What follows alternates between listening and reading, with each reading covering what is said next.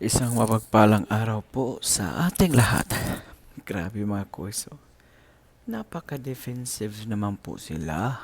Nagtatanong lang po ang isang citizen, Yorme Isko, kung nagsususpindi na po ba sila sa klase at sa trabaho. Dahil nga po, malakas ang ulan. Pagkatapos, eh, nagsuspindi na po ang Quezon City at ng mga karatig bayan. Kaya nakapagtataka na bakit yung Manila ay parang tulog ata yung namumuno dyan. Bakit ko nasabing napaka-defensive sila? Panoorin ito. Ito naman sabi ni Yorme, di ba? It's been raining in Manila. Hindi pa ba nag-suspend? Natatanong lang. Natural lang pinatanong kasi nga, citizen siya. Siyang ordinaryong ano lang siya, mamamayan. Tapos ngayon, ito yung isasagot niyo. Oh, oh. Ano yan? Sana ba yan?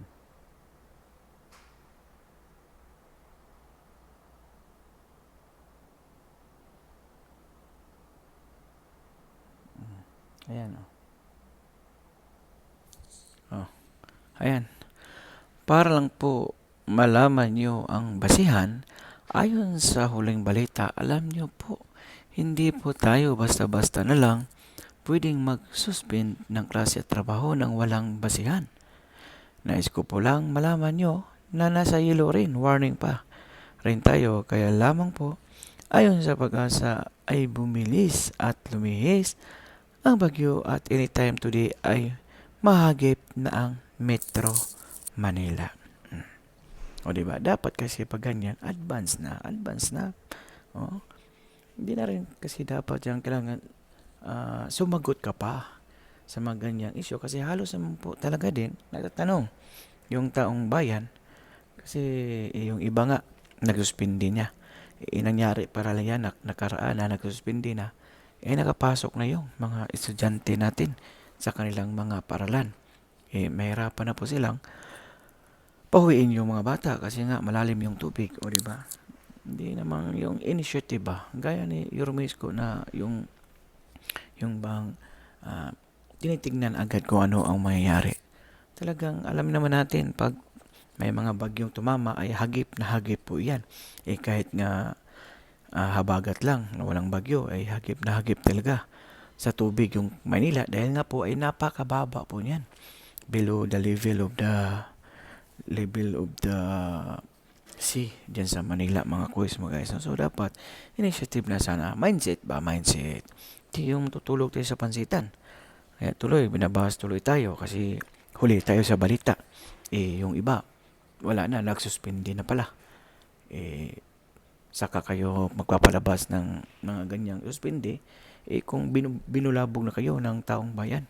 Kung hindi pala kayo binulabog dyan, di rin kayo magdeklara. Hindi na natin masisisi yung iba. Kaya sinasabi ng iba na siguro napagod kasi sa kakasayaw.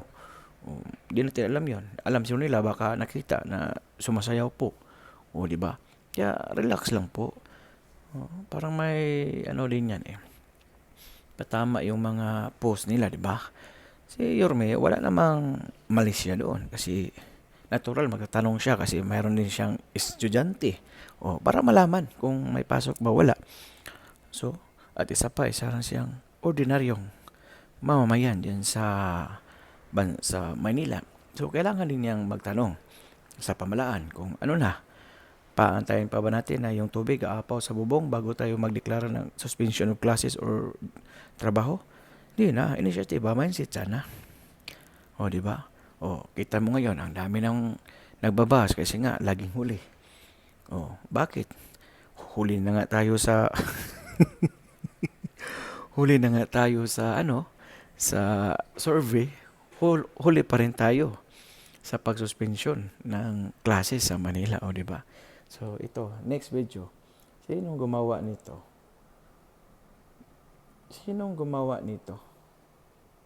Ha?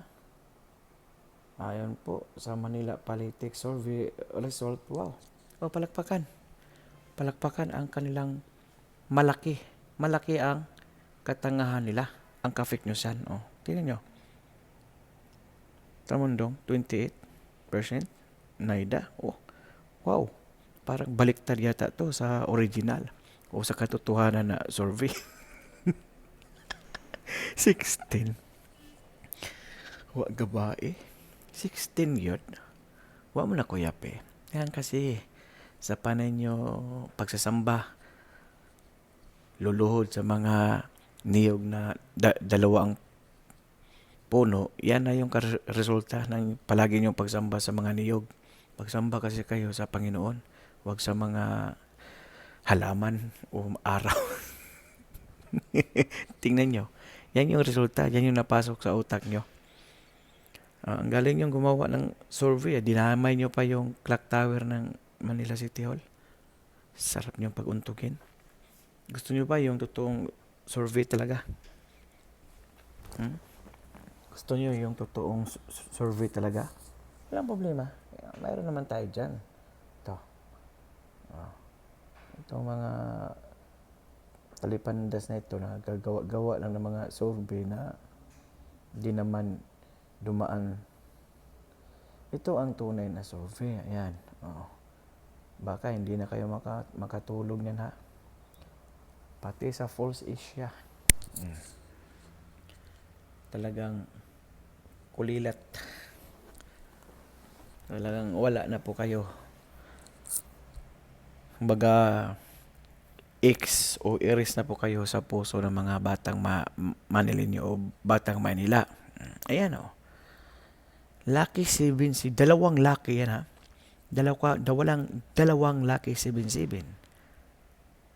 Oh my goodness, 13. Yung malas pa na numero.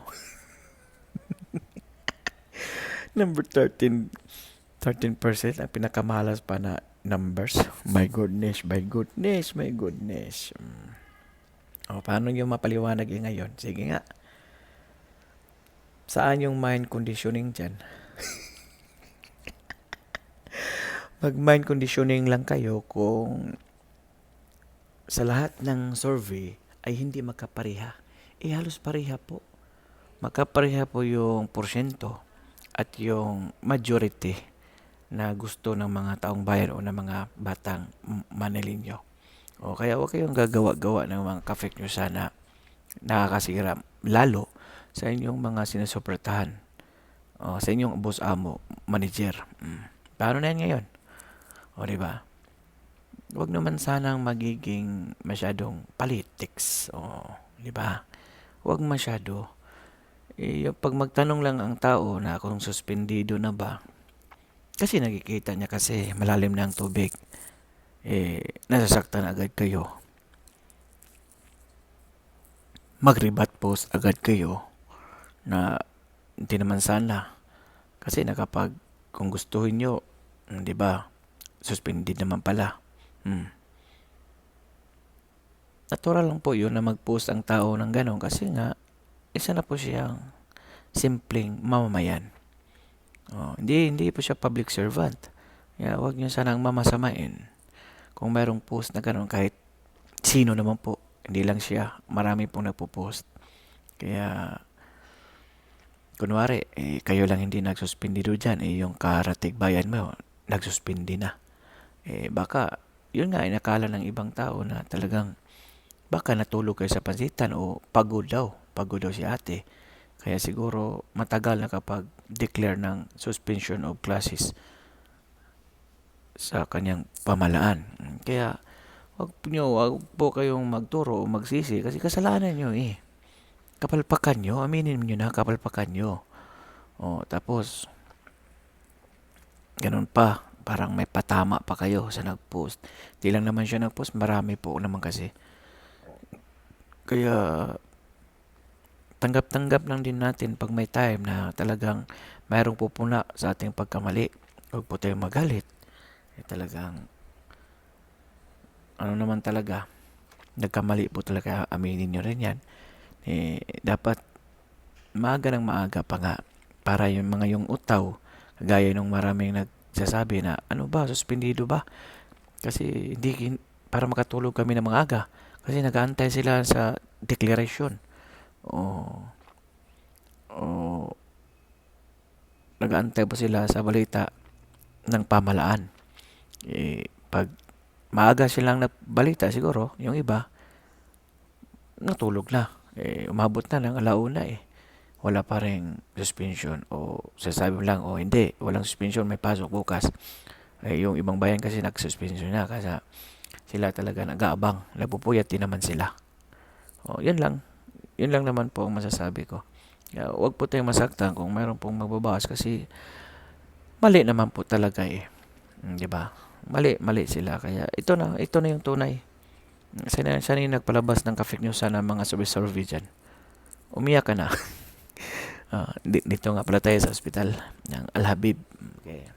At dahil umabot kayo sa dulo ng ating video, may karapatan po kayo mag-like, share, and subscribe. So for now, I'm God Manila. God first, God bless all of you.